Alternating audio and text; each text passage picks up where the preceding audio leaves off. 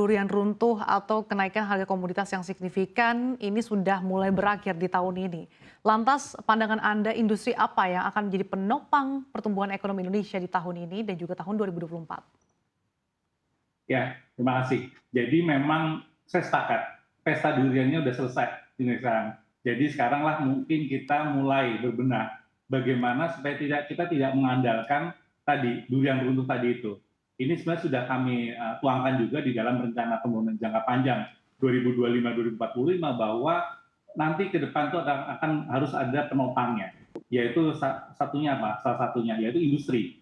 Jadi kalau kita lihat untuk di 2024 itu kita melihat ada beberapa industri yang potensial akan menjadi motor penggerak, yaitu pertama terkait dengan makanan minuman seiring dengan peningkatan demand itu menjelang tahun pemilu. Kemudian yang berikutnya terkait dengan industri logam dasar. Jadi industri logam dasar seperti barang logam, komputer, elektronik, optik itu diperkirakan akan menjadi pendorong. Jadi kalau kita lihat di triwulan 2 2023 itu kan tumbuhnya sampai 2 digit di situ. Nah, kemudian berikutnya industri alat angkut itu juga bisa menjadi masih tumbuh tinggi di 2024 seiring dengan pemulihan aktivitas industri dan transportasi. Nah, selanjutnya kalau kita masuk tekstil itu juga akan sedikit mengalami perbaikan dibandingkan 2023. Jadi 2024 itu akan perbaikan dan ini memang salah satunya mungkin didorong dengan adanya pemilu dan pemilu. Mungkin itu untuk Oke, industri tahun 2024. kalau industri yang berpotensi terbebani Pak, khususnya terkait dampak pelemahan ekonomi China dan juga suku bunga acuan yang masih tinggi ini apa saja? Nah, jadi sepakat bahwa tadi disebutkan juga di 2024 itu ada pelemahan ekonomi di China dan suku bunga tinggi. Jadi kalau kita lihat memang pelemahan ekonomi China itu merupakan salah satu bisa berdampak kepada Indonesia karena itu adalah salah satu mitra dagang utama di kita. Jadi kalau kita melihat di dalam 2023 itu industri kayu dan furnitur itu masih terkontraksi dan diperkirakan akan masih melemah di tahun 2024. Kemudian yang berikutnya terkait dengan industri yang lainnya yaitu mungkin seperti kimia dan lain-lain dan obat itu akan melemah mengingat saat ini dia sudah cukup tinggi. Jadi sekarang levelnya itu sudah tinggi ketika pandemi kemarin. Nah, karena levelnya sudah tinggi, mungkin itu akan pertumbuhannya akan melemah. Melemah itu bukan berarti negatif kan, tapi melambat di situ. Itu mungkin dari saya.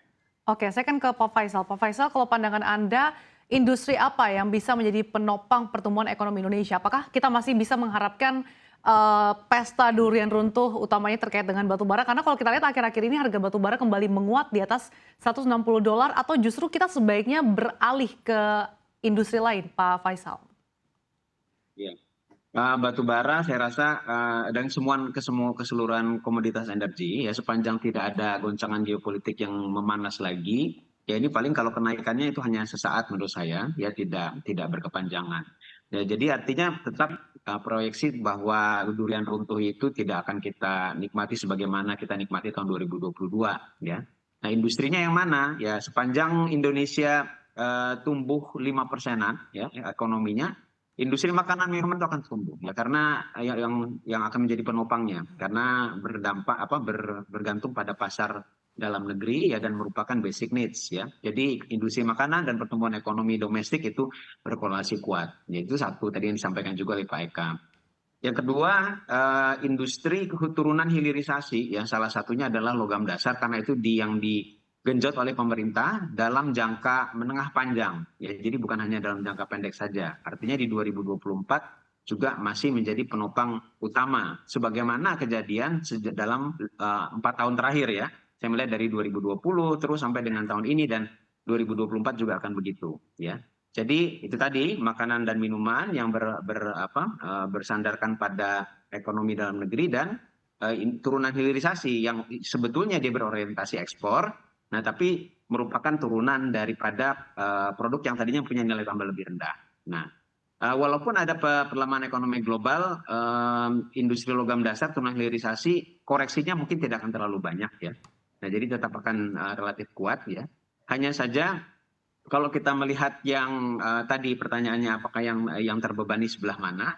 Nah ini ya otomatis kalau prediksi tahun depan ekonomi Amerika akan terkoreksi lagi, ya 1,8 sudah lebih terkoreksi sebetulnya dari tahun lalu. Dan kalau tahun depan menjadi 1%, ya artinya masalah-masalah ekspor ke Amerika yang selama ini dihadapi oleh industri-industri seperti tekstil dan produk tekstil, alas kaki, nah ini akan masih terus dihadapi sampai tahun depan. Ya, kalau kemarin-kemarin ada sampai layoff, ya gelombang layoff, nah ini potensinya masih bisa terjadi kecuali jika ada upaya-upaya untuk mengatasi itu, ya termasuk diantaranya misalkan mengganti pasar, potensi pasar atau mengalihkan ke pasar dalam negeri, misalkan begitu. Ya, jadi tadi alas kaki dan juga tekstil dan produk tekstil. Nah, ke Oke, China pada umumnya juga, nah ini yang saya pikir kalau dia tahun depan melemah lagi 4,5% atau lebih rendah lagi dari itu, ya beberapa industri yang berorientasi ekspor ke China juga akan mengalami perlambatan. Begitu, oke, Mbak. jadi memang industri-industri yang masih berorientasi ekspor ini masih akan terbebani di tahun depan. Kalau pandangan Anda Pak Eka terkait dengan hal ini utamanya industri yang masih berorientasi ekspor, apa yang perlu dimitigasi apalagi kita tahu bahwa perekonomian Amerika Serikat dan China yang merupakan negara dengan perekonomian terbesar di global ini masih melambat. Ya, pertama-tama tentu saja kalau memang global itu melambat, kita balik ke rumah sendiri, yaitu adalah kita perkuat adalah domestic demand di situ. Nah, tentu saja seiring dengan hal tersebut, perbaikan seperti kualitas itu tetap kita lakukan, terutama sekarang mengatasi juga untuk tren terkait dengan apa yang hijau, industri hijau. Nah, jadi ketika memang melambat ya mau nggak mau memang pasar domestik lah itu yang menjadi apa istilahnya pasar kita. Karena apa? Karena kalau kita lihat konsumsi itu kan 58%, PDB itu kan 58% tuh konsumsi. Nah itu bisa digunakan sebagai pasar untuk industri selama global melambat.